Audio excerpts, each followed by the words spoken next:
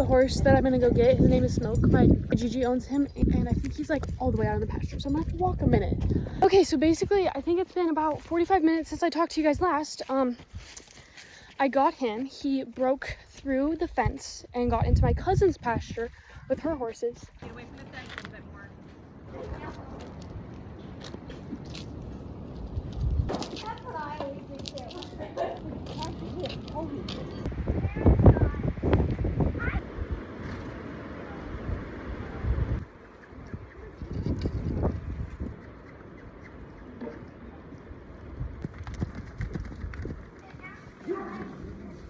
Okay, so I have had this apple in my pocket all day, so I'm gonna finally give it to him.